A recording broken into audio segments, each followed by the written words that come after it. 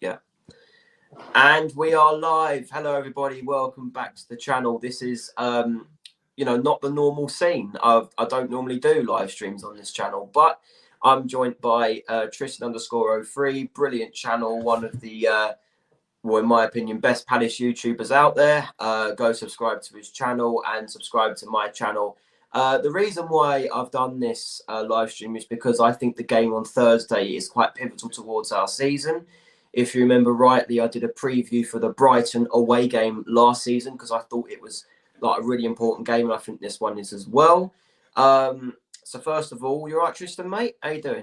Not too bad, yeah. Raring and ready to go for Thursday night in a couple nights' time.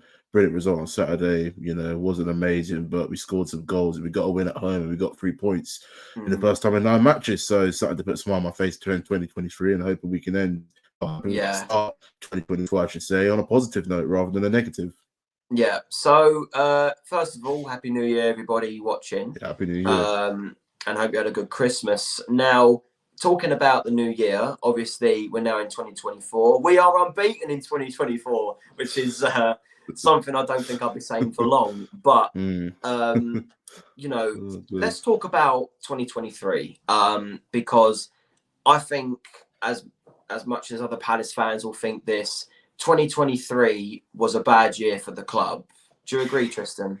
It's abysmal. I mean, to have 10 league wins, 10 league wins and 11 in all competitions is unacceptable. It just shows how, backwards we've gone as a club.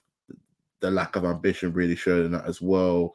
The quality of football is completely died down at Palace, and it's just not on. We weren't consistent enough. We would win one match, then go 3 matches without a win another match, and do the same again. It was just absolutely. It was just shambles and a disappointing year. To be fair, really below our standards. And it's not going to this year to be a brilliant year and a positive year, and just to have more wins, more positivity, and for the football to be a bit more exciting and enjoyable to watch. In my opinion, massively. The thing is, I mean, like the fact that in terms of the 2023 Premier League table, outside of the teams that got relegated and promoted, we are at the bottom of that league. So in terms of all of the Premier League teams that were in the Premier League throughout 2023, we were at the bottom, and I think that says it all. Sums it up, really, don't it?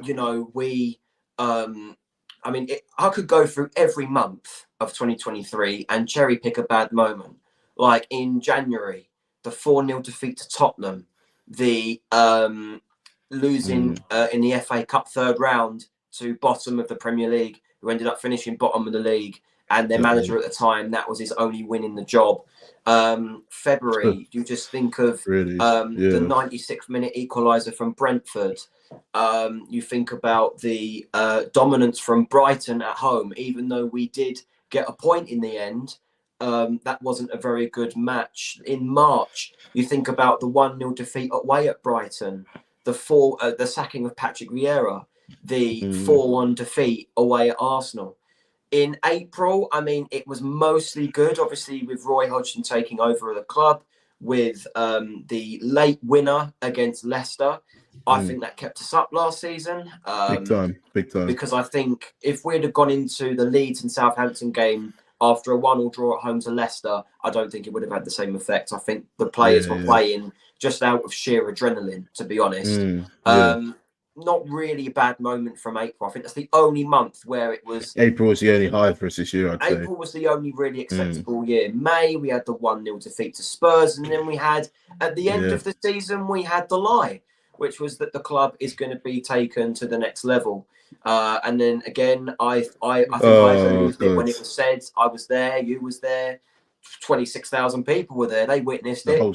The whole Palace fan base was there. The whole fan base was there, saw him say it. And then in June, we had the signing of Jefferson Lerma, which I think is a positive, seeing how good he's been so far this season. And then in July, we had the reappointment of Roy Hodgson. And even he came out and said that he wanted top 10. Then in August, we have the signing of Matthias Franca, who Louis already mentioned in one of the comments. I'll tap on the comment there so you guys can see it. But yeah, Matthias Franco was signed, and we had the defeat to Arsenal. I think that's the only bad bit of. I think the August again was probably our best part of the season, and early August was all September right. when we Yeah, beat August was all right. Wolves. And then in September, we had the goalless draw against Fulham, where Roy Hodgson even come out and admitted that he doesn't have enough players to take this club to the next level, which is what Steve Parish said back in May. Then in October, we had the 2-1 defeat to Spurs, the 4-0 defeat to Newcastle, Matthias Franca coming back from injury, not being given minutes. And then at the end of the month, Roy was blaming the youth, saying that when they come on the pitch against Spurs, they changed nothing and we looked worse, which obviously we all criticised. Then in November, we had the run. Can I say something? When he made that comment about the youth, literally a lot of the Palace fans lost faith in him. Fans like myself and you, we lost faith in him. And it's led to all of this. To Palace fans saying they want him out and everything from that point when he made that dickhead comment. Correct me if I'm wrong, but that apology meant nothing. Because what has he done since? He's not played the youth. So he must be feeling the same way as he did before. But because everyone started criticising him, if we would have started saying, yeah, fair, the youth are crap, what do they do? Yeah, Roy wouldn't have said, I'm sorry. It's because we all said something. Exactly. We all mentioned it and had a go at him.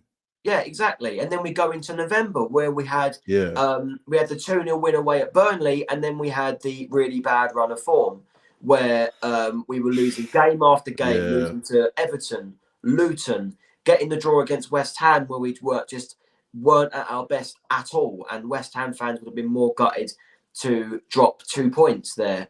Then you look at December where we lost against Bournemouth.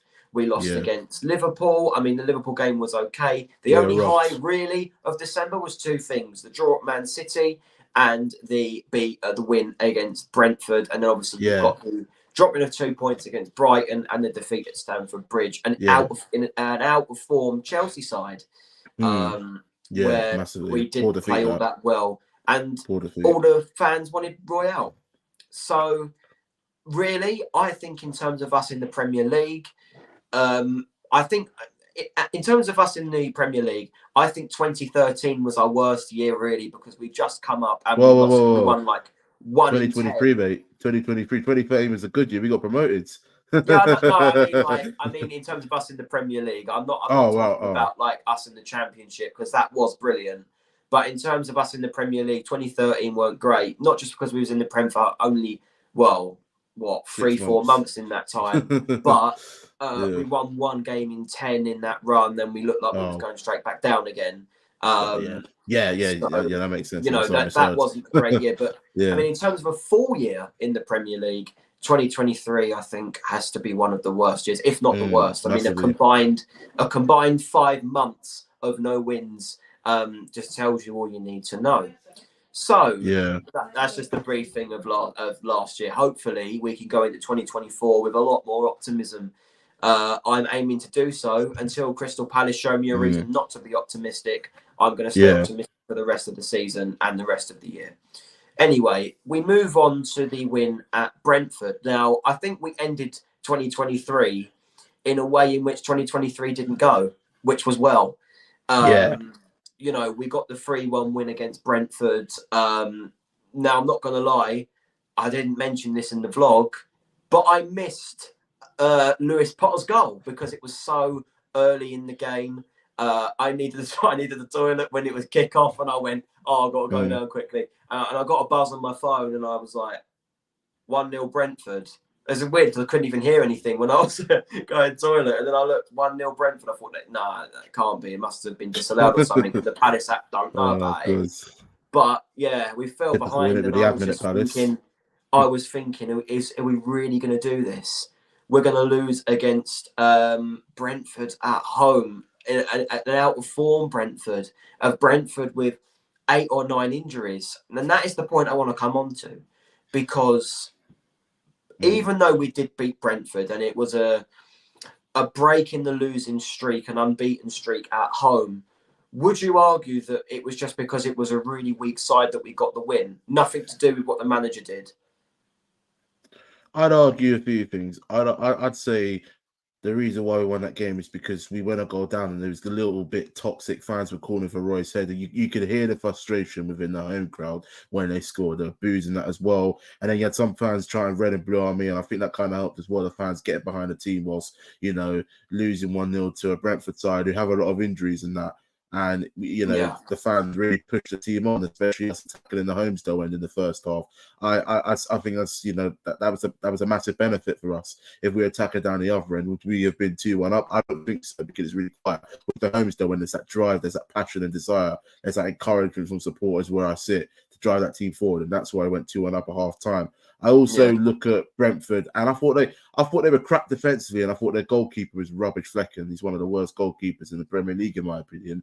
Guy was useless. I mean, I think he was just like all over the place. It was chaos back there. But going forward, I think Brentford created chances. They're a good side. You should never underestimate them. You should never underestimate them at all. In that, I should say. And they play some expansive football. They're very positive, very quick, very energetic. We couldn't deal with them in the first 5 minutes of the match. And I think, us going a goal down was a massive wake-up call, because I think it really showed what kind of a state we were in as a club on the pitch, really. The players just were all over the spot. And, it literally just, as soon as we realised 10 minutes after the score, it was one-way traffic, really, until we, like I'd say 15 minutes, whilst, of course, we were 3-1 up with 15 minutes to go. Brentford had chances where they should have scored, and that was any other top 10 side or a big side like Aston Villa, Man City, or Arsenal, Spurs.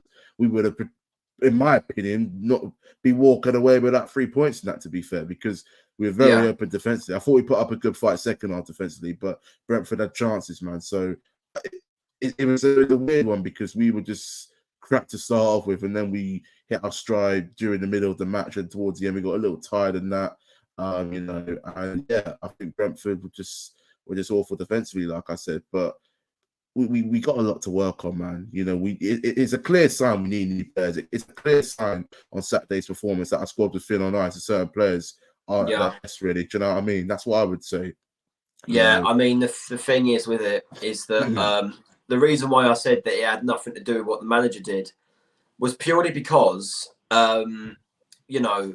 when we went 3-1 up, and we think we had half an hour left, well, we've added time, probably about 40 minutes. I was thinking to myself, well, surely we've now got the 2-goal advantage that we was looking for. I was glad that for once, when we were winning at half time, we're going for that goal to put us 2 up. Exactly, and we weren't sitting back. And because why didn't we do that against? This is what was really infuriating me. Why didn't we do that against Brighton? Why didn't we do that? Biggest game of the season. What other games have we been winning at half time? The thing is, right, our first half performances throughout the season have been so poor that we've barely been winning at half time. We've barely had the advantage at half time. So even that in itself was a bit of a surprise that we was winning at half time. Something different. And then not only do we lead at half time, but we actually go for that goal to put us 2 up. But then I thought, well, surely now Roy's going to put on a more defensive-minded player. Maybe I know he did put on Will Hughes, but I thought maybe he could put him on slightly earlier. Why didn't he bring on David Ozo? I mean, what gets me is, how can you play so well for 70, 80 minutes against one? I mean, I know Man City haven't been great this season, but there's still a top 4 side. How can they've won everything in 2023. They've won the Premier League, they won the FA Cup, they won the Club World Cup, they won the Champions League, they won the Super Cup. They've won 5 trophies this season. And, how can David Ozo come on for 70, 80 minutes in that game and not prove a point that he should get more minutes? I mean, against Brighton, he got given the last half an hour. And then against Chelsea and Brentford, he was given nothing. It's a clear indication, Mason, that this is the manager's problem. He is the problem. He's the definition of someone who's just the most negative mindset kind of person to have amongst them players. When you got players like Mata, Franco, and Ozo, and you're waffling out in the press, towards the press in your press conference, saying you're going to give them a chance, you've been speaking to them, or you've been interactive with them, morning you you had been at the beginning of this season, and you're not even giving them appearances. Like Frankie, he came on against Chelsea at the last minute when it was too late. He came on against Brentford with 10 minutes to go, I think, when he should have potentially been on. I don't think it was even that. Maybe even less. He had one run and that was it. And then you make you comment about Ozil. You give him most of the match against Manchester City because Ward had to make way. So that's about 70 minutes of football against City. Comes on, like you said, for the last half an hour against Brighton in one of the biggest matches for us this season, with the rivalry, being so intense and just ruthless in that. And Ozil knows what it means to win that game. He knows how much it means to his fans, to do well in that match. He's come through the Palace Academy since he was 7 years old. And then to not play him against Chelsea, to not play him against Brentford. I mean, he brings Will Hughes on. I'm like, come on. Will Hughes, in my opinion, he's a good player, but I think Ozil's better, and he brings just to lower Ozil's confidence, he brings on Will Hughes and just doesn't even give Ozil any minutes. That's an indication that the manager doesn't give a crap, and it just shows a level of arrogance and disrespect. And the thing is, right, is that Will is that the difference is, honestly, right, towards young players. The difference is that Will Hughes and David Ozil play the same position, but Will Hughes is older. He's older. Exactly. You want some so young the only player criteria in is if you're older, you're in the team. So say if we got Wayne Rooney, who just got sacked at Birmingham, into this squad, he'd probably start because he's older. I mean, I'm not going to lie, it's probably what would happen.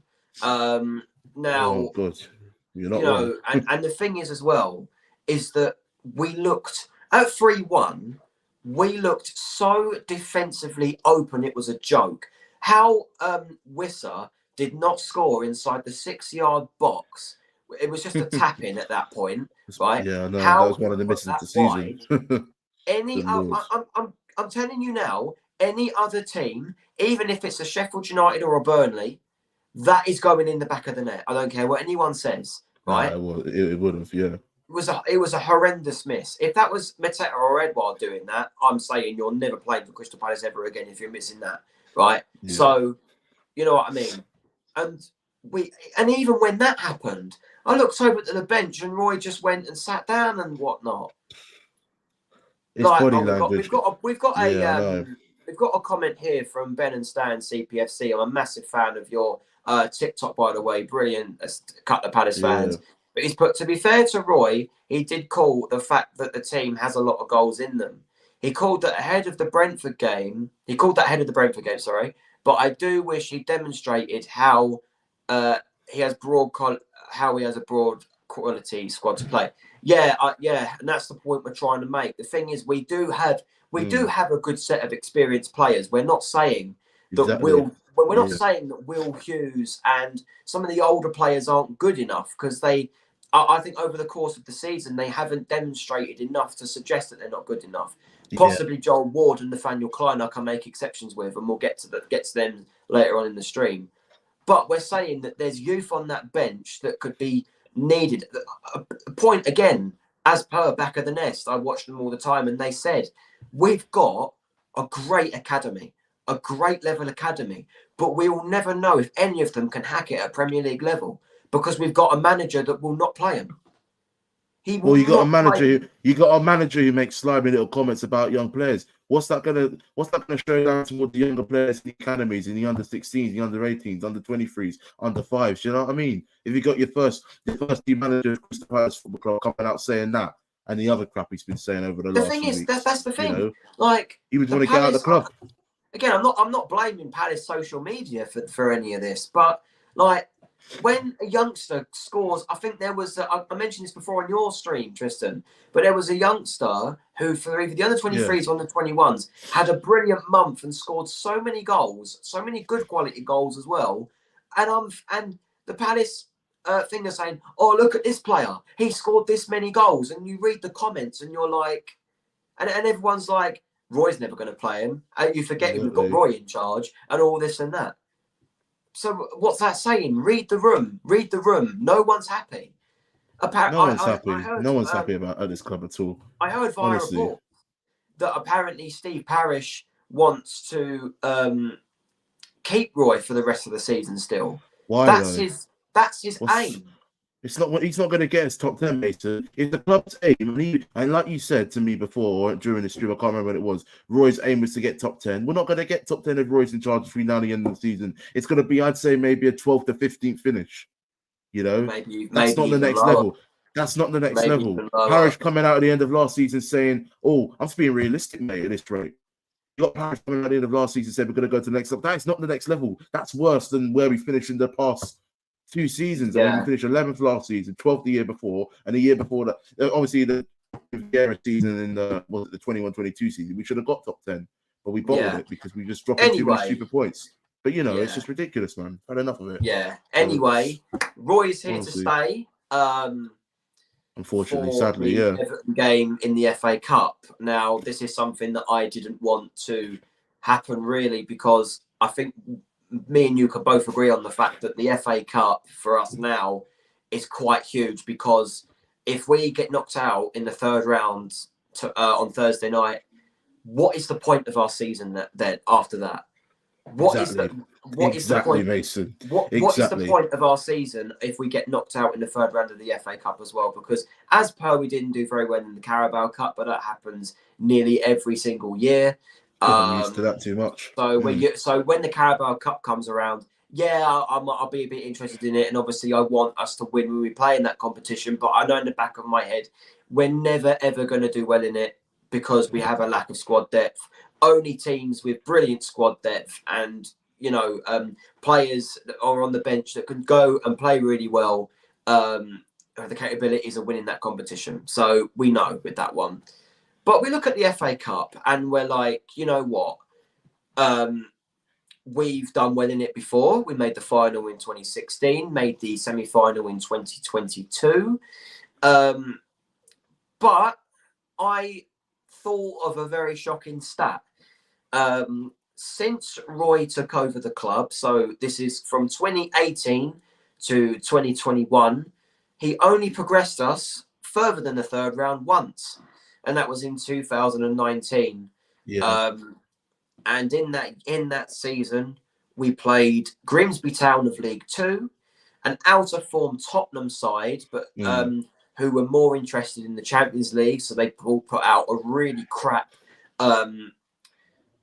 They put out a really crap Tottenham team. Put out a really crap Tottenham team who didn't have the talent of players to score past a 40-year-old Julian Speroni.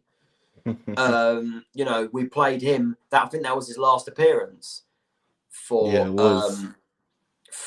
Crystal Palace. And then we played in the fifth round. We played the worst team left in the FA Cup, or should I say the lowest ranked? No disrespect to them, Doncaster Rovers in the fifth round, and then we went on to play Watford, who were the same kind of quality as us that season, and we bottled it, lost 2-1. In the other seasons, 2018 lost in the third round to Brighton. That was their first season in the Premier League, by the way. 2019, I've already mentioned. 2020 lost in the third round at home to Championship Derby County, managed at the time by Wayne Rooney, I think, funnily enough. Rooney was the manager, he was. Yeah. And then 2021 lost away at Wolves during the lockdown season. So given that run that I've just mentioned, are you confident about this game? Do you go into it with any kind of ambition? What do you think Roy's going to do? Let me say this. This is a time for Roy to win back some of the Palace fans potentially, even though most of them still want him out. He's got to play the youth. He's got to play the young players. Franca, Amada, Ozo.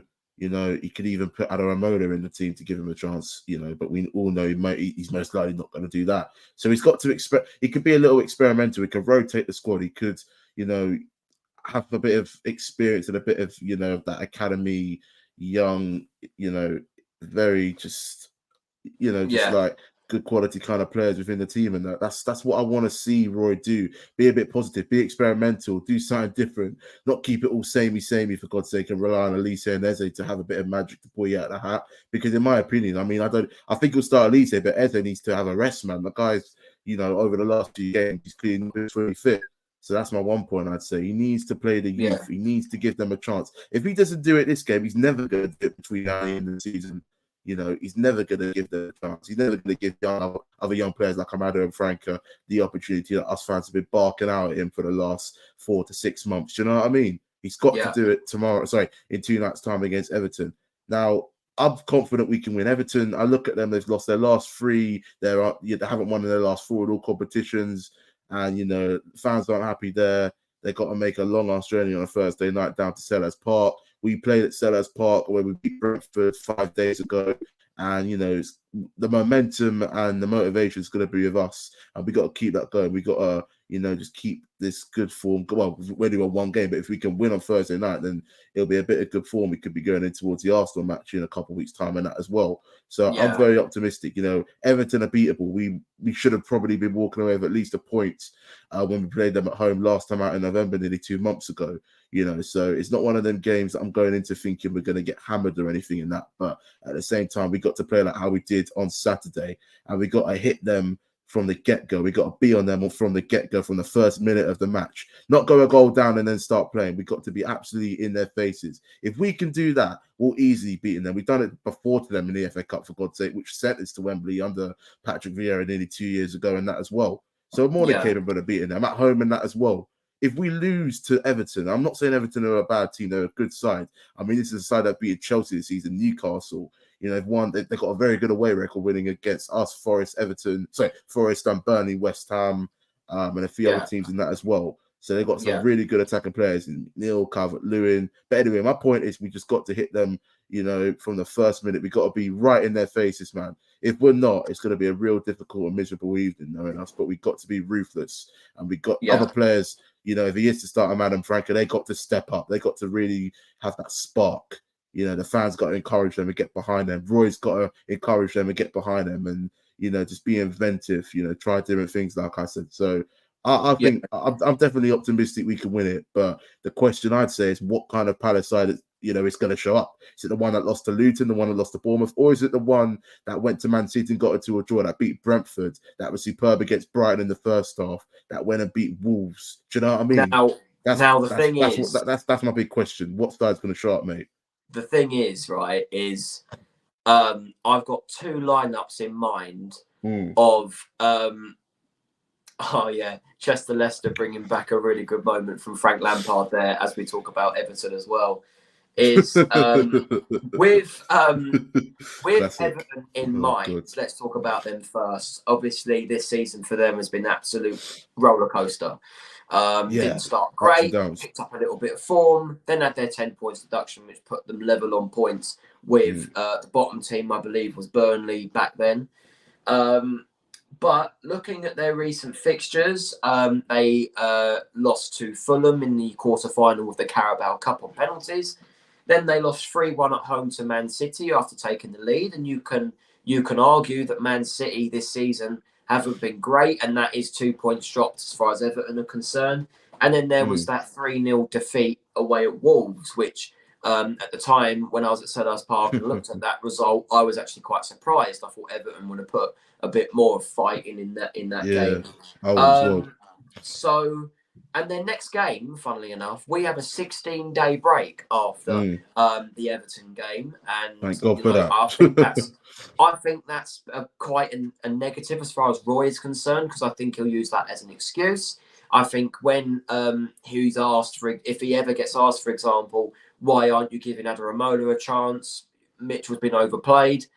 And he'll probably say, we've got a 16-day break, so Mitchell can have a 16-day rest after this. You know, it's not like we've got a league game.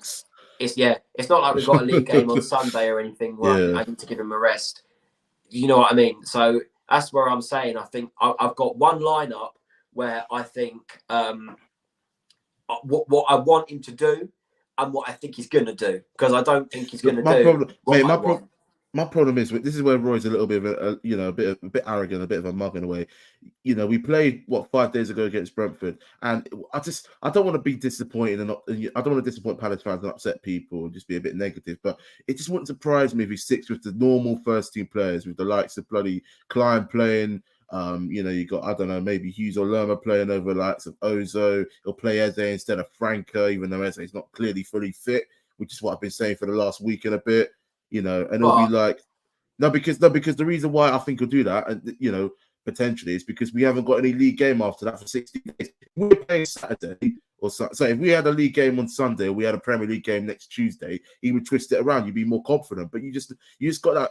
A lot of Palace fans like myself just have that little bit of you're not that confident he's going to bloody play some of the youngsters because there's such a big gap between the Brentford game and Thursday night's game. It's not like we're playing each other. We're playing one game Tuesday and then you got a day's break and then you're playing 48 hours on the bloody Thursday. Do you know what I mean?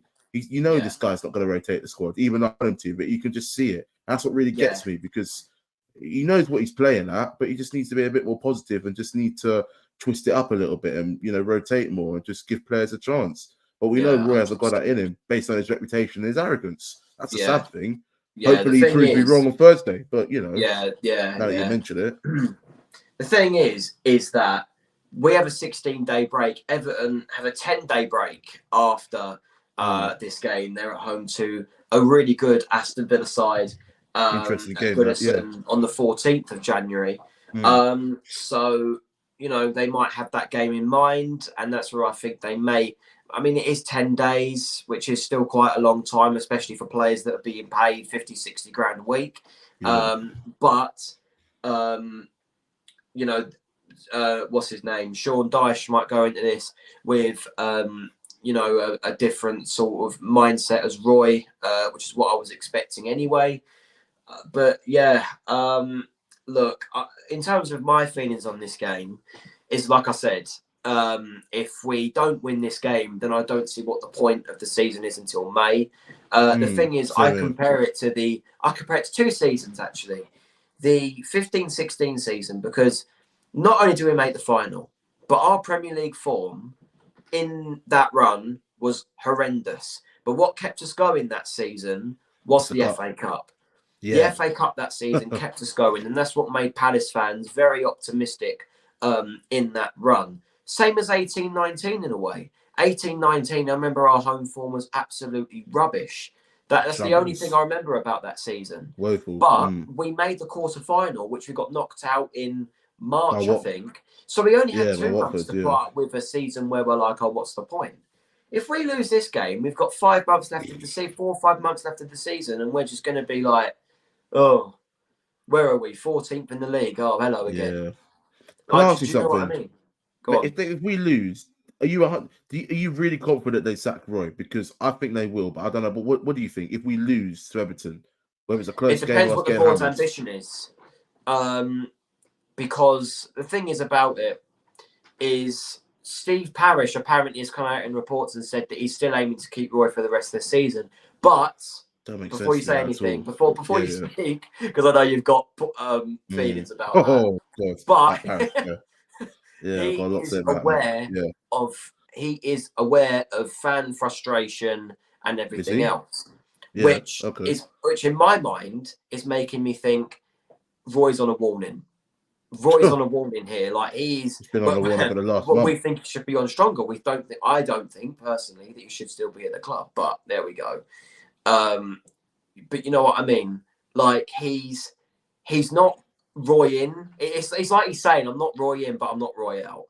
That's basically what he's saying. Yeah. But you're right. There's you're right other about people that. Around him. There's people around him on that board that are already looking at replacements. Steve Cooper, Lopetegui, Oliver Glasner. I've heard I don't think we would, but I've heard a report of Graham Potter as well. I mean, doesn't that show that the rest of the board want him out? It's just our luck that the actual board member that can get rid of him doesn't want to do it. I think if any other board member was in charge, he'd be gone. He'd have been gone before the Brentford game. What does Parish owe, Roy? What does he owe him? I can't think of anything. What does he owe him? Why? Do you know what I mean? He got rid of Vieira. I mean, I'm not being funny. He got rid of Vieira over the phone. And he was we was in a better position under Vieira in terms of the league than we are now. Yeah, but when we sat Vieira, we were 3 points above relegation. It's sitting in 12th. That's how crazy last season was compared to this season. I'd say that. I think it was 6. It was free. No, it was free. It was free. It was free. It was free, mate. It was free. I remember. I'm not even kidding. It was free. Yeah, that's why I sacked him. Yeah. Fair enough. I mean, No, I get what but you we're in mean. a I get your similar frustration on it. position. We're in a similar position, and I'm not being funny. I remember last season we were angry. I mean, me and you were doing this sort of thing all the time. We was like, "Oh, Vieira, he can't hack it. These players aren't good enough." But Yeah, it was but crazy. It was under crazy, like, honestly. Vieira, especially that second season, he Yeah, was not backed at all. he weren't back, and that's He down to was the not board. backed at all. He was given Sam Johnston and all right, Chake Decore, who last season was one of our best players of the season. And Richards as But well. Don't forget, in positions vital where player. players were needed in terms of fullbacks and a better striker, he was not backed at all. This season, you can argue Definitely. that yes, more money could have been pumped in, but the board haven't satisfied me, but they have given Roy the tools to be an underdog to push up to the next level with the signings of Matthias Franca, But with this is Dean where Henderson when he first signed with the. Yeah, I know. But this is where this is the manager's problem. You get players like Amada, Franca, Oza available, and he doesn't use them. He puts them and and praises them, but he never plays them hardly. And that's an indication of a manager who doesn't give a crap and is arrogant and clearly doesn't want to be at the club. If this was Patrick Vieira or Alan Pardew or someone like, I don't know, bloody Ian Holloway, they play them players week in, week out because they would want the club to progress and go to the next level. Roy's 76, approaching 100 years old, for Christ's sake. I mean, there's no way he's going to bloody... He wouldn't care playing them. All he wants is just to get his paycheck, and that's it. And just all he cares about is his ego and, his arrogance and that. He loves money, exactly. He don't care. What's he going to do? If I start ranting on about, play Frank and play a man, he ain't going to listen. He ain't going to care. You know what I mean? He's just there to do a job, and that's it. He's got no passion. He's got no ambition, and he don't really care whether this club goes forward. He just wants us to stay averagely mid-table in the Premier League. I'm sure he gives a damn about us going down, but the whole thing's just he doesn't give a crap. His arrogance is just absolutely an embarrassment and an insult to us fans, and for us to put up with this for this long, it's an absolute joke. I'd say that, mate, honestly. Anyway, let's move on to the next point because I feel like we're just going to go round and round in circles in terms of the manager and stuff. The lineup for the game. Now, I do expect Everton to rotate this squad a little bit because Sean Dyche, I think the players, especially after their 10-point deduction, was playing on pure adrenaline.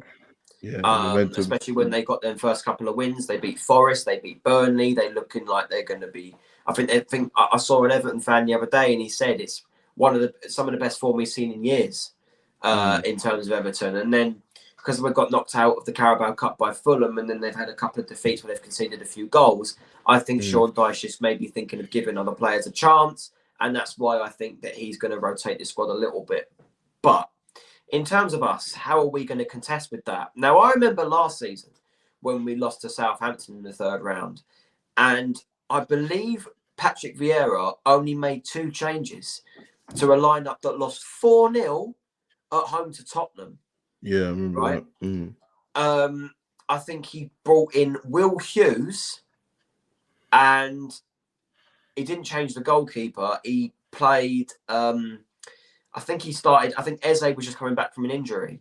Yeah, and we put him in the team over... I mean, I couldn't tell you. But I remember it was a very strong lineup. We still had Zaha. We still had Ayew. We had Eze coming back. We still had Edouard up front. We had a back four of Joel Ward, Mitchell, Anderson, Gahey with Guaita in goal. And we didn't look like we wanted to be there. And that's where I think these experienced players that play week in, week out are going to have that mentality where they're thinking, oh, it's just a cup game. It's not a league game. Who cares? I don't want that mentality. I do not want to see that on Thursday night. I want to see hunger. I want to see drive. And that's where I think that will come from Roy rotating his squad. So this is the squad that I think Roy should go with. Well, this is what I think Roy should do, right? In goal, I think he's got no choice but to play Dean Henderson. Maybe it's an outside shout. Does Remy Matthews deserve a start? Absolutely not. No, he doesn't. But does Joe Whitworth He's not going to play Whitworth, mate. He's not going to play He's Whitworth. never going That's to play him. exactly. He's never going to play him. He's never and going to play him, Johnston, mate. I believe, is still injured. Yeah, he ain't So going to we're be going back to have to play January. Henderson. That's in the middle. Well, that's the only option we got. in my We'll definitely play preferred Henderson. and predicted Roy lineup. I think that's like one of the only things that's a constant. Anyway, Yeah, back definitely. four. I'd like him to play Teo, but I know he's going to play Mitchell. It's a dead cert because, again, like I said, it's a 16-day break. He'll be thinking, well, he's got 16 days to rest after this game, so I'm going to play Mitchell again. Him playing Teo over Mitchell, there's a 1% chance of that happening. You know, at this rate, 0.0001%, mate. But anyway, yeah, exactly. Right back, exactly that. Right back again. Everyone's been making this small argument that we could play Chris Richards there, but I believe that he's going to go. He's going to stay with Nathaniel Klein, because again, it's Nathaniel Klein. What other youth player is going to get in? And now that we'll get onto this in a moment, but now he's made the point he doesn't want a right back. That to me is very, very weird. Very weird. I don't think that's even the word to describe it. It's very odd. Yeah, Lewis makes a good point. Richards has been amazing for us for the last 3 to 4 games. Now, this is where I think Roy should make the change, and I do think he might do this. I would say put Mark Gahey on the bench. Give Mark Gahey a rest. Move Richards from the DM into centre-half next to Joachim Andersen, because I do think Joachim Andersen could be the turning point in the game on Thursday. I've got a funny feeling that he's going to ping one of his long balls and it will lead to a goal, because Everton in the air haven't been great this season.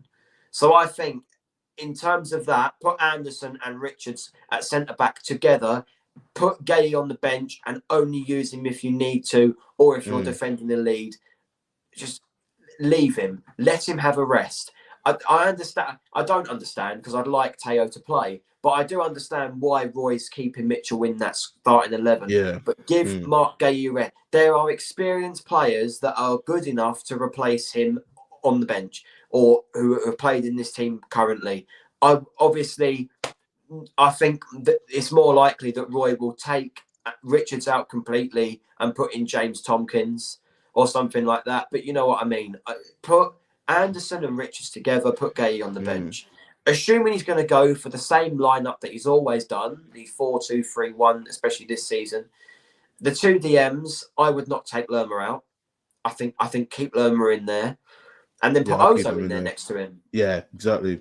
That's Lerma and Ozo. I think he should. I think he'll do Lerma and Hughes. He'll do Lerma and Hughes. That's what I'm expecting. Yeah, I'll do that. Because Hughes has been given a small break. He hasn't really come on the pitch. He's going to put on Will Hughes over David Ozo. And then David Ozo might get a chance in the second half. But apart from that, that's it. But I do think Ozo should get his first Palace senior start at least. I mean, if it's going badly and he brings on Will Hughes for Ozo, can't complain, because if he's not good enough to see out the game, I can't argue with it. So Ozo and Lerma. Front three. Now, this is where I'm probably going to get a bit of stick. You mentioned the Hamada. Does he start? I wouldn't start. Okay, I wouldn't. I look at the other players we got, and I probably wouldn't start. I'd start Franker instead in that cam spot. I think he's had this mad obsession, Roy, of playing. I've noticed it in the last couple of games. He's played Ayew on the left. But Ayew's an AFCON now. Is he going to be available for this game? That's the one thing I would ask. Is Ayew going to be available? Because I'm going, mate. I'm in the main stand as usual, where I am for my vlogs. So yeah, and I'm assuming I think Tristan's in the same place in the ground as well on Thursday. But in terms of Ayew at AFCON, I think yeah. So I was going to say put Ayew on the bench, but he's not going to be available. Yeah, I don't think he'll be. So I think on the left, Franker. I think put Franker on that left. Yeah. Stick Eze at cam. You start Eze? I start Eze. Okay. I think Eze. Yeah. I think Eze should. I mean, even though it is risky, but how long ago did he come back from that injury? He started against Brentford. I think to bring him back, I mean, I think Roy has done the right thing, kind of, in terms of bringing Eze back slowly. He brought him on against Brighton. He did put him in the wrong position. Yeah, that's another bizarre thing. In terms of actually bringing him back in terms of his fitness and stuff, I think he did the right thing with that. Brought him on with 20 minutes to go against Brighton. Started him against Chelsea. Started him against Brentford. I think to bring him back fully, start him against Everton. Hopefully he'll do so. Because we've got to think in mind. We played Everton at home already this season. Yeah, we have. Like, I think Eze in that game was one of, if not our best player in that game. No, he was our best player. Edouard did score our other goal, but Edouard was shocking in that game. I remember that game. He was useless. Edouard was awful. It was just because he was in the right place at the right time due to an Everton mistake and for that second goal. But I think Eze was our best player in terms of carrying us forward. And if he can do that, then Skeleton has some really good points here. David Ozo needs to start if we lose Hodgson out. 100% agree. 100% agree. 100% agree. The thing is, in terms of my whole mindset on Roy Hodgson, I really do. Are you sitting in the family? Oh, well, so am I. We might see each other in the game. So yeah.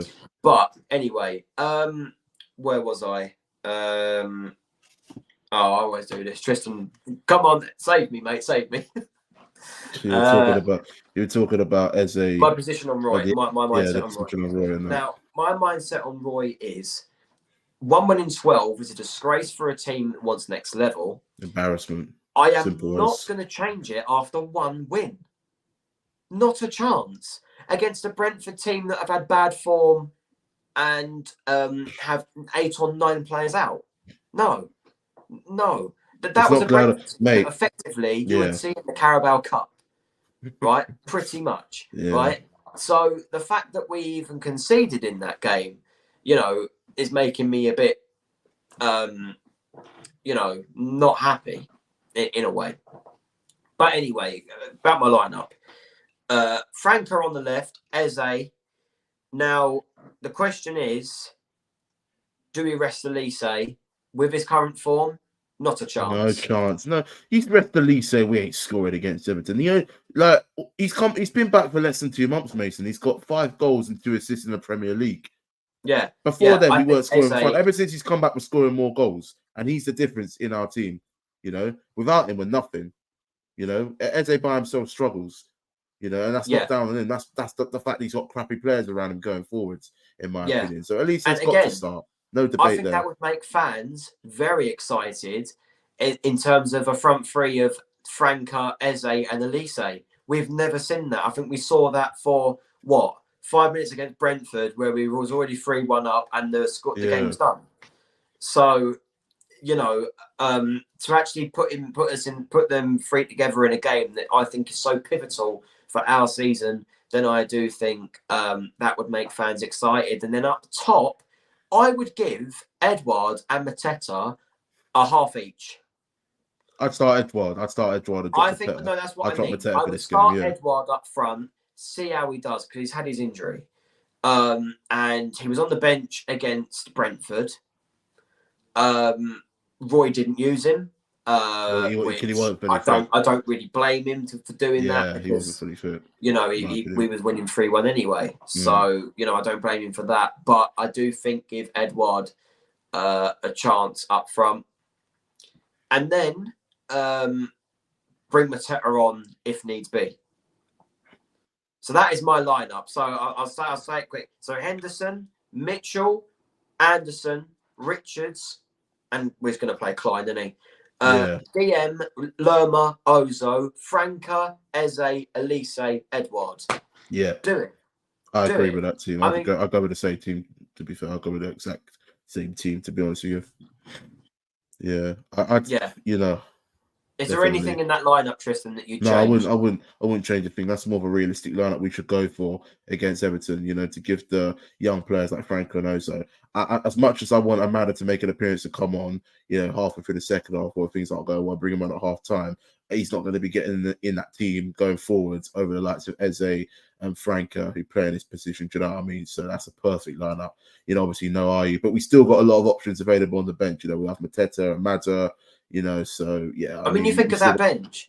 You think of that bench, right? Options, yeah. And you've got, you think about it. You've got, all right, goalkeeper, either Matthews or Whitworth, whatever. Yeah, one of the two. They probably won't get used. And then you've got, you've got Tompkins, you've got Gahey, you've got Ahamada, you've got Mateta, you've got Hughes,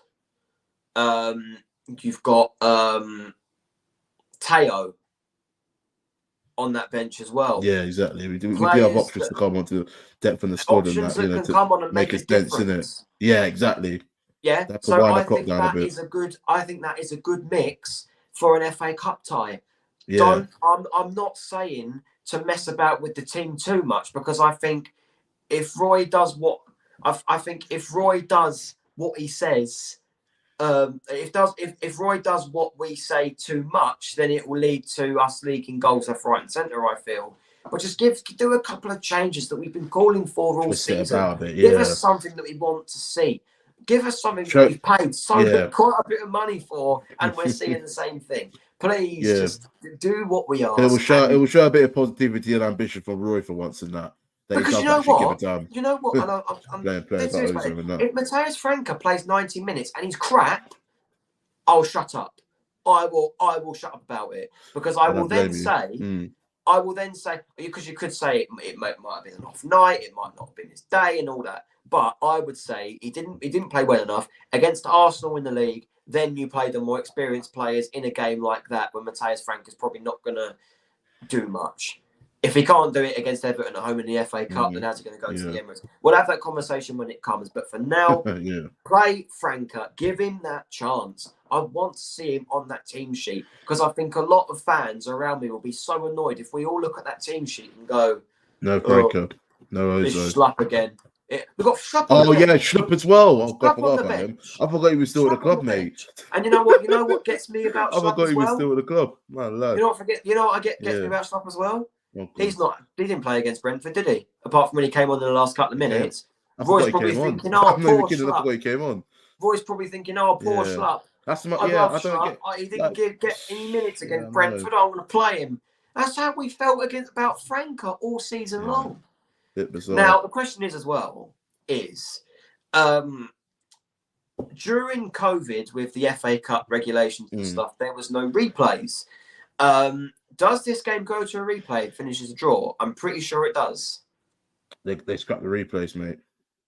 During the first round... Let me do my research now. During the first round and second round, where the lower league teams played each other, there were replays. I know for a fact there were replays. I mean, look at Cray Valley. They drew 1-1 at the Valley, and then they lost like 6-1 at home in the replay. Like, there has been replays. Yeah. So does this go to a replay at Goodison if it finishes a draw? Oh, God. I don't want to go Goodison for a replay, mate. Do not want to. They scrapped them. Google have confirmed FA Cup third and fourth round replays will be scrapped. There you go. So there'll be extra time and penalties if it finishes a draw. Most likely, yeah. I don't think it's going to go straight to Ashley. It doesn't go. I don't think it goes straight to penalties, because it's not the Carabao Cup. Carabao Cup goes straight to penalties after 90 minutes. Yeah, it goes straight to, it goes extra time. I think definitely. So extra time and penalties. Okay. Yeah, so obviously we've got to you have them subs in mind as well. I mean, if it does finish a draw with the lineup that Roy's used, then he can bring Schlupp on. He can bring Gahey on. He can bring. And I'm pretty sure if it goes extra time, you'll give him one extra sub. Yeah. Use it. And also, right, it's not just about doing the correct subs. Do it at the right time, Roy. I don't know what it is with him and time management. Like, we're so defensively open when we're winning 3-1 at home for the first time since September the 3rd. And then you don't do anything. You rely on Brentford to miss sitter after sitter. I mean, how ironic is it that Mopé was closer to scoring from 25 yards than Wissa was from 5? Oh, God, Neil Mopé, when he took that shot, I was like, I thought I was going in. Do you know what I mean? But, obviously, so it won't go to a replay. I think, for me, that is a positive, because... Yeah, that's good. That would have made I think that would have made the Arsenal game. Because the thing is with the Arsenal game, yes, that is the best comment I have seen all day. Thank you very much. I agree with that. Yeah, big time. But the thing is with the Arsenal game as well, is that think about it. Arsenal have lost their last two. And to be fair, we always say you play Palace at home, all your problems get solved.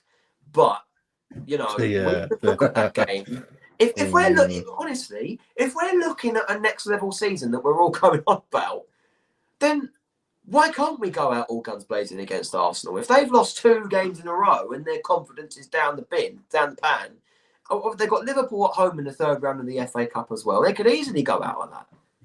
So I'm thinking, why can't we? 3 defeats in a row for them. Why can't we kill them at the Emirates? Yeah, you know what I mean. I've seen fans on media going, "Oh, Arsenal away. Oh, yeah, definite loss." Thing is, Mason. If we have a full fit squad, if Ayew could be back, if Ghana get knocked out early from the Cup of Nations, Ayew potentially could be back for that game and that. And you know, if we sign some players in January between now and the 20th, you know, I think we could go for it. We got a very good record at Arsenal. In the last 5 days, we've only lost once. You know, we haven't won there, I know, for what, almost 5 years, but we always seem to score there. We play very openly, very confidently. It's the one away ground that I think, yeah, exactly. He does. Mason's got better knowledge than Roy. I think me and him combined have better knowledge than Roy and Parish and that. You know what I mean? But yeah, Tristan can be the new Steve, and I'll be the new Roy. How about that? Oh God, what a quote! That is too funny. That. Yeah, but no, literally, I look. It's going to be a difficult game. We're not expected to win a massive underdogs, but I'm not afraid of Arsenal. You know, the way they were against Fulham, against West Ham, and they only scored once. They have got 1 win in 6 as well, Arsenal. They've been on crappy form. Not as bad as us, but it's not good for a side who were top at Christmas. Do you know what I mean? They got 1 win in 6. 1 win in 6, mate. So they're beatable, mate. If Fulham could beat them, for Christ's sake, and we drew against Fulham back in September, kept a clean sheet, then we can definitely beat them. Trust me, on our day, we could definitely beat them, especially at the Emirates, because we do better away at the Emirates than we do at Selhurst Park, in my opinion. It's going to be a very interesting game, but we'll have to see what happens over the next 3 weeks. Good question here from Jasper Tomlin. He's saying, how big of a loss is Ayew? Very big loss, in my opinion. He's a very big loss because this season, more than any other season, I think he's been at the club. Maybe apart from that season under Roy, I think it was the first lockdown season where he was top scorer.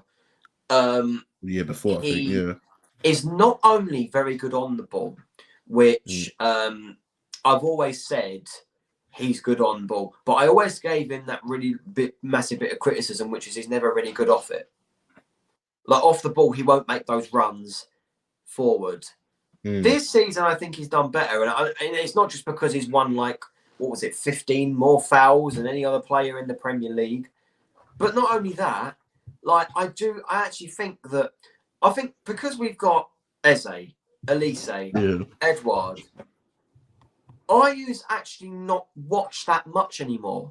Whereas back in the 1920 season, it was Zaha, Ayew, and Townsend that season. And Ayew was the main player that we were. Maybe back then and straight afterwards, the pressure was getting to him. And the fact that he had a really poor run where he scored 1 goal in 60 or something stupid, the pressure was on him.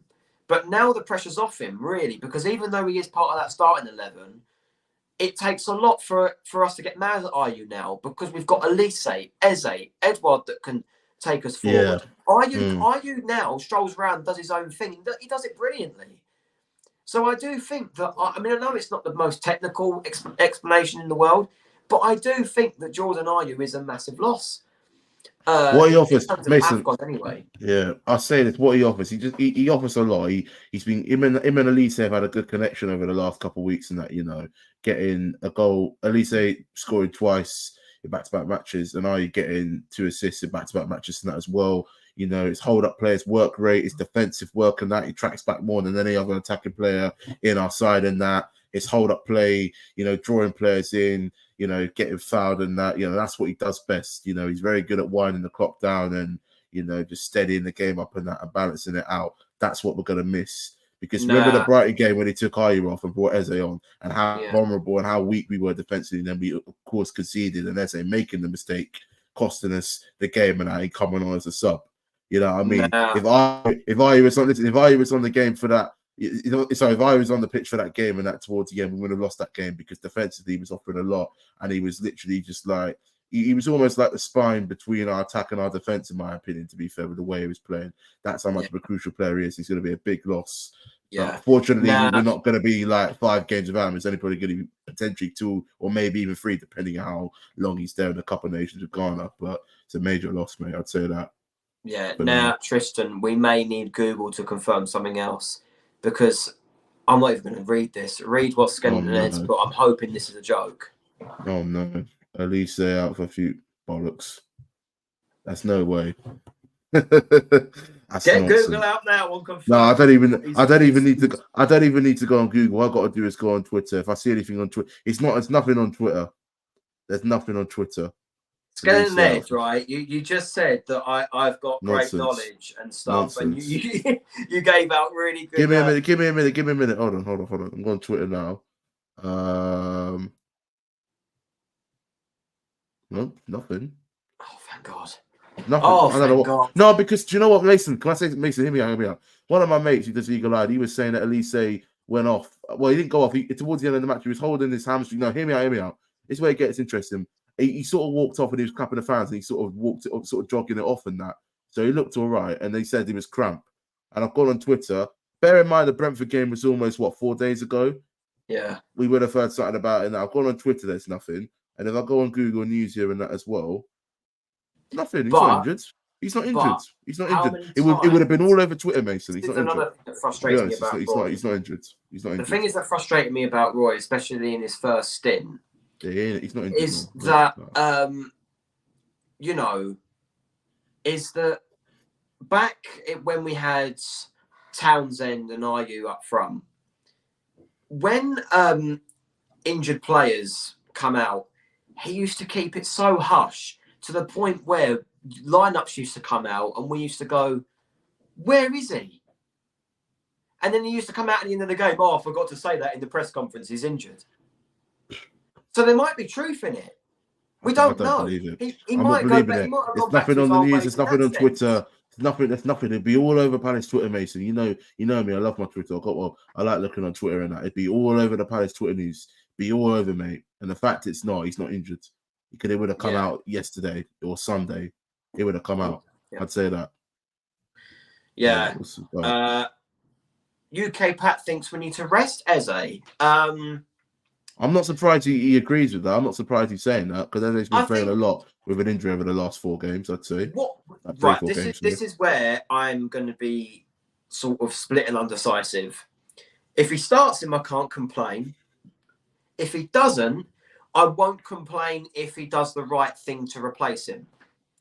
And what that right thing is, I don't know, really. I think the only thing he could do is it's 2 things he could do. He could do a like-for-like and take out Eze and put in a Hamada, or he could move Franca to the 10 and put Schlupp on the left. That's the only 2. The only 2 ways. I think the first one probably is more likely. I know I've mentioned Franca in that one, but clear to start. Well, Louis seems confident that Hamada's going to start ahead of Eze. I mean, the thing is that would give me the sort of hint that Hamada starts is that he gets minutes in the Premier League before the FA Cup game. And when was the last time Hamada came on the pitch? Was it the I think it was the 2-1 defeat at home to Liverpool. I think was the last time he came on the pitch. That's the last time they came on against City. Came on against Man City. Yeah, for not very long though. Yeah. But everything we can all agree on though is Franca needs to start without hesitation. He needs definitely got to start. This is the one game. This is the one game. Yeah, the one game where if you don't start him, it's the one point in this whole stream that I cannot stress enough. Franca needs to start, and in my YouTube video as well for the vlog, I will make it crystal clear. We need Franca to start. I will go on a rant even before kick-off at the ground. If Franca's not in that starting 11, I will be so. I'm going to say it. I'm going to be so pissed off. I will be so angry. I'll be so annoyed. And if Schlupp starts and doesn't do anything, which is not being funny. Schlupp's not the worst player in the squad, but he's definitely not the best. He It's not does good have his enough, off Mason. games, and if he has If one of those anything, he off ain't good games enough. on Thursday, if he has one of those off games on Thursday, and you've got Franco, a £20 million signing on the bench in an FA Cup game, I will be so annoyed. I just need to move my phone because my battery's going to run out. The battery on this is so bad. But yeah, like the thing is, there we go. You wouldn't think I'm the presenter of this stream. You got Tristan in his room with all the Palace stuff, and you got me on my bed. God. But yeah, Jasper with a great question again, and this is where I think we can actually talk about the transfer window as well. Interesting question. Do you think this is the season we go down? I don't know what to make. If we would have lost to Brentford, then I would have said yes. But the fact we go and beat Brentford and we're playing an Everton side is out of form. It's in worse form than us right now. Since so the the draw at Man City and the draw against Brighton, and obviously that was the only game on that Thursday night, and obviously the Chelsea game was also televised. Talk Sport have been a lot more vocal on Crystal Palace lately. I've seen this a bit. Yeah, and obviously who presents it? Simon Jordan. So I'm not going to agree with everything he says because he nearly run the club to the ground. But he has got some points, which is that obviously the January transfer window is pivotal for that. Obviously, the fans are very torn with the going down idea. A lot of fans are actually quite happy with the idea. They're saying we're bored of the same consistent finishes. I'd like to see us go down, maybe finish a bit higher in the league and the championship, playing different teams, and it would be a bit more entertaining, and it also costs a bit less money as well. But I mean, no club, and I can't stress this enough, no club should be prepared to go down. I don't think. We shouldn't go into this transfer window with the mentality that we're going to go down. Yeah. No transfer should be in case we go down, because if that's the case, then we know where we're heading. Yeah, we then know what next level means. To be honest, if Steve Parish makes a signing to say, just in case we go down, he's going to be good in the championship, then we know what next level means by that point. Yeah. If Roy continues with no key transfers, now I'm a bit stressed to hear what the second part of that sentence is, because I don't think it's going to be a good. I think I know. I know what he's going to say. I think I know. I think we all know. Speaking of it. Hold on. Speaking of whom, if we go down, then maybe this could kick up the you know what. Yeah. Thing is, go on. This is the talking point that I wanted to bring up from Louis. Brilliant timing with your comment, mate. Roy declined a transfer to get a right back.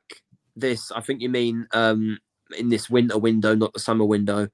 Because I'm not being funny. If we then don't get a right back in the summer window as well, if we're going to sign Nathaniel Klein and Joel Ward on another 1-year deal, then I will be so annoyed. But that's not ambition. now we've been told by reports, don't know how strong these reports are, but apparently Palace are looking for 3 key positions in this window.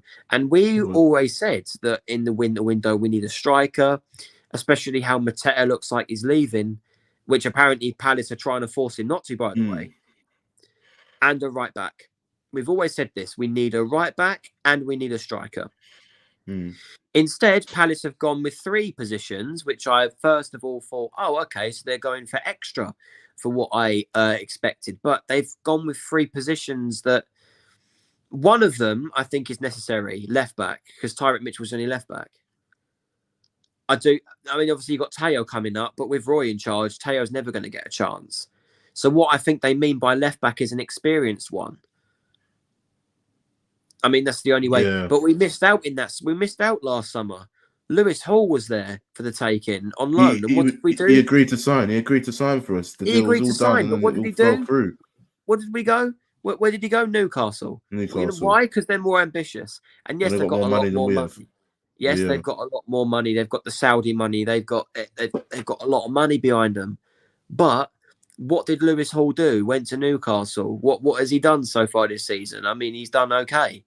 not the best. He isn't in their starting 11 every week, but he's there when they've needed him, and bang.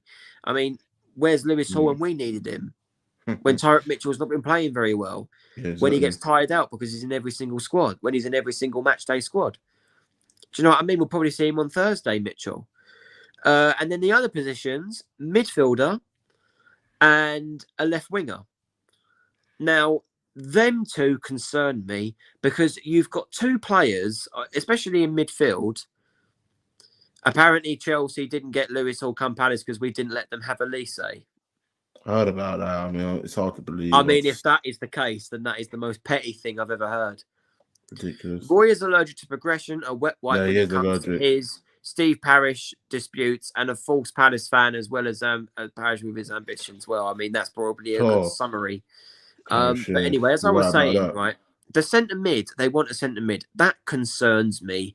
Now, I remember in points this season where we have needed an extra midfielder.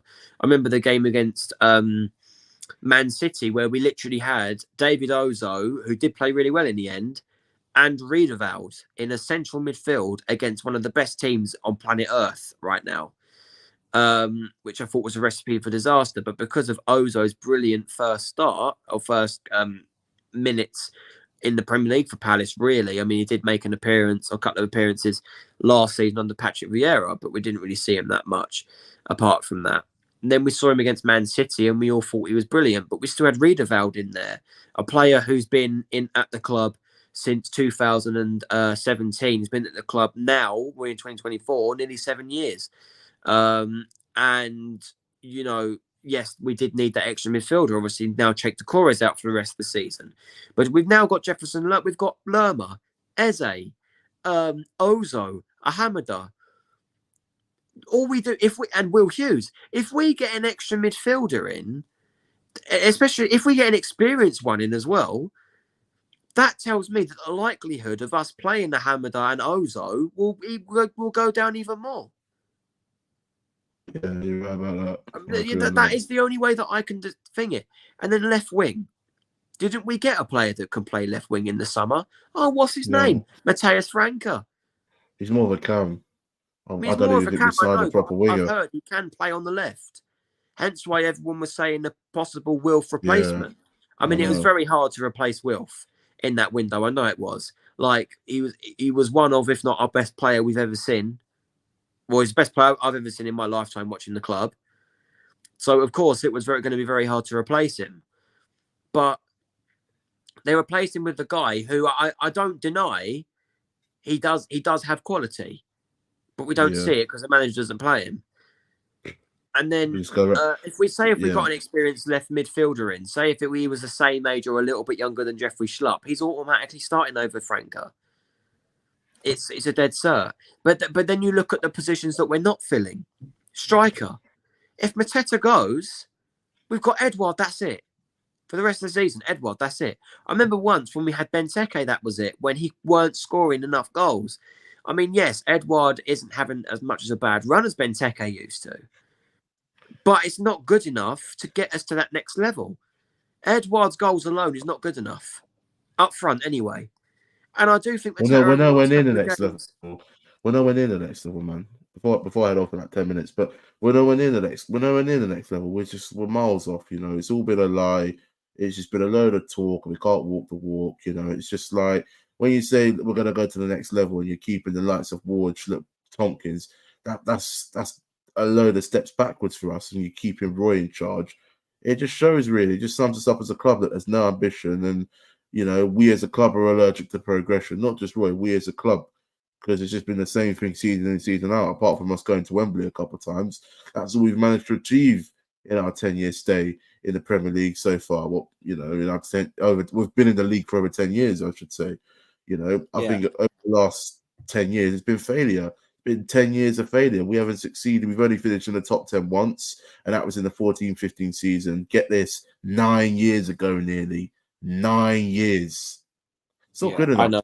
I know. It's not good enough. It's repetitive. We're going round in circles, and we say the same thing season in, season out, week in, week out, day in, day out, and nothing ever changes. If anything would have changed, it would have changed about 4 years ago. It would have changed last year when we had Vieira in charge. And when that didn't happen, when we brought Roy back to the club, yes, he kept us up. and credit to him for that.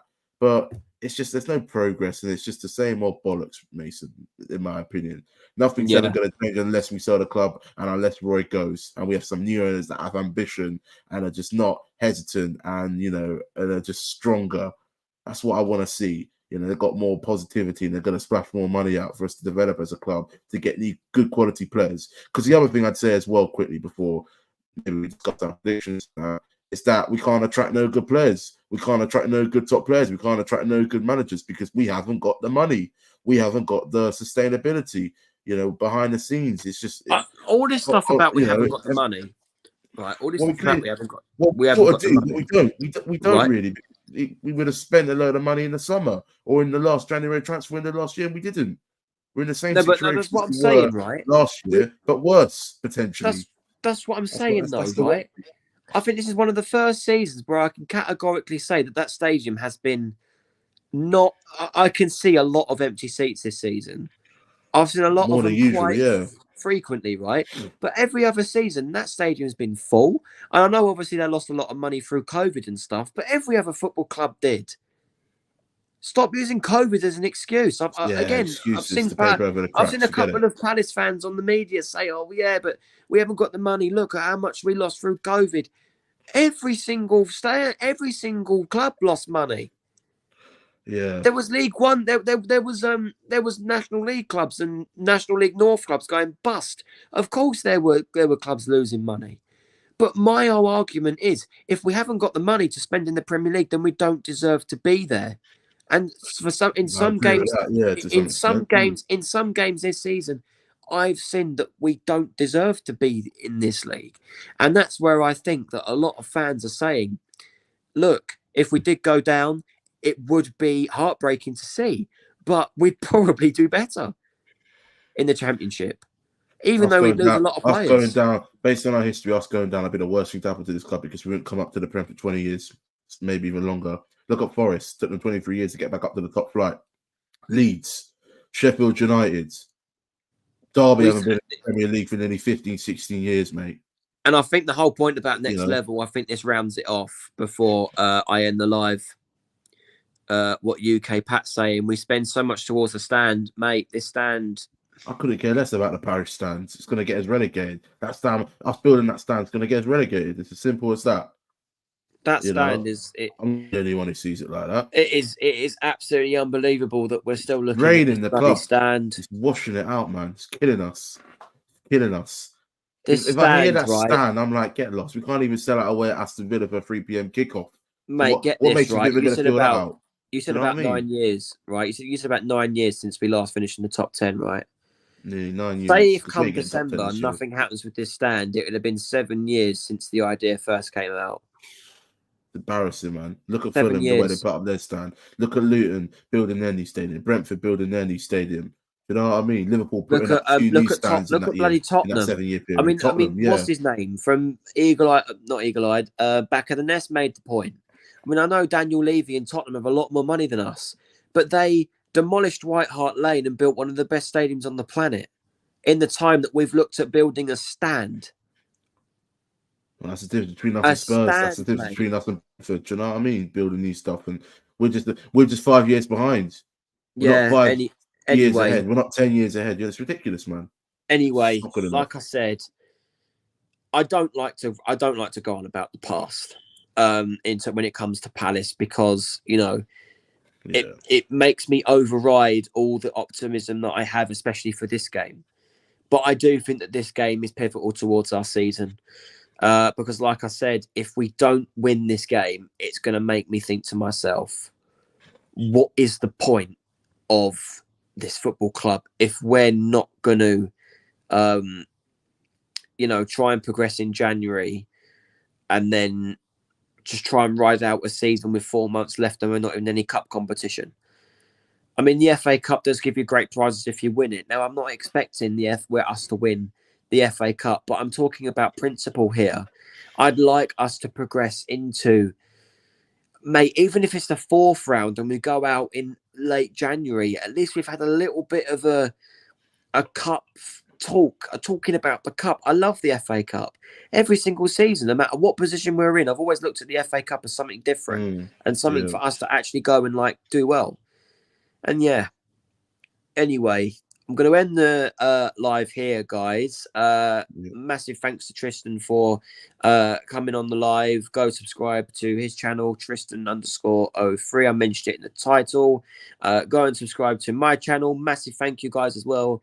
Just hit 1,400 subscribers today. So massive thank you for that. And please continue to support the channel. I'll be doing a vlog for the game on Thursday night.